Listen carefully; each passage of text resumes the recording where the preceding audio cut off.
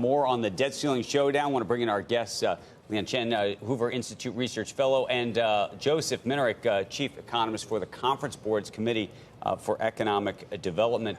Want to ask both of you, Lanhee, let's start with you.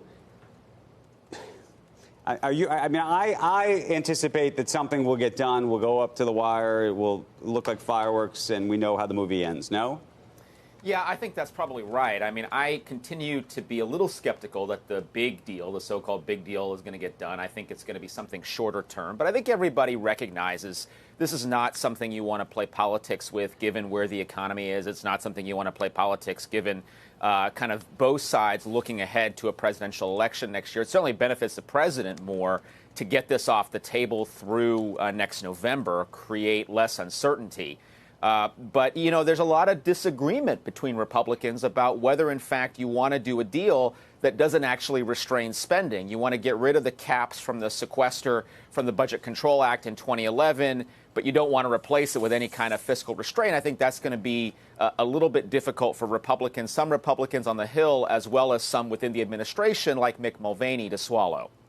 Joseph, what are the Dems going to do? Democrats on the House side, I've already spoken very clearly about wanting a 2-year deal on the spending side and probably the debt ceiling as well, just to take everything off the table before the election. I agree on most of the diagnosis of the political situation. The one point that I think is important to understand, our budget problem has nothing to do with annual appropriations. They've been falling as percentages of the economy. They've been falling in real dollars over the last 10 years. Going back through the history of the budget, they've been a limited part of the budget. The growth that we have is primarily in health care.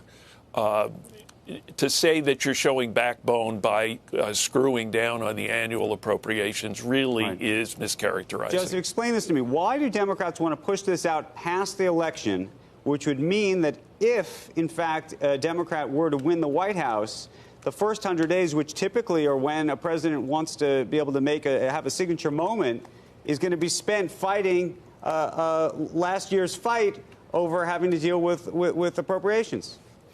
The president, if this deal is done, it will include fiscal year 2021, which means that it will be October 2021 before another appropriation cycle has to be completed. At that point, of course, with the new president, the table is clear and they'll be able to negotiate there. I think you're correct. However, the point behind what you're saying is Democrats are more concerned with getting to the election than they are getting through it. Lanhee, isn't that surprising? Am I crazy? No. I mean, look, I think the political benefit largely goes to the president here if he's able to take the uncertainty down for two reasons. One, because you don't have to deal with it as a campaign issue. The other thing is, I think for the economy and for the president running as an incumbent on an economy that arguably will be strong going into next year, you don't want to do anything that potentially creates compromise on what the situation will be economically as we get into the second quarter of 2020 and people are beginning to assess how am I doing as I think about who I'm voting for. So, no, I think there's greater political benefit to the president. You know, I think for Democrats, the idea here is, look, let's just, take this off the table because we want to talk about other stuff rather than talking about the economy or talking about issues relating to the budget. Mike Santoli, I have a question for you. Yeah. Markets typically, in these situations. Markets have been conditioned to assume everything's going to be fine. Always. Yeah. Well, I mean, the muscle memory from 2011 was there was a bit of a market panic. It did seem like they were down to the brink, and obviously they even got to an agreement there, and then it seemed silly to be too concerned about. And ironically, whenever the market does get concerned about it, what do they do? Buy Treasury bonds. Right. Joseph, is there any hang-up here? Do you think that's going to keep this from happening? The one issue really is the relationship between the president and his base. There is a perception, I believe it's totally ungrounded, but there is a perception that this is the budget fight. And for the president to allow steady as you go increases in appropriations for both defense and non-defense spending, it is possible that part of the president's base will be unhappy. How long they will stay unhappy is another question. And what's their alternative? Right? it doesn't matter because there's not somebody running against him. That's part of his party.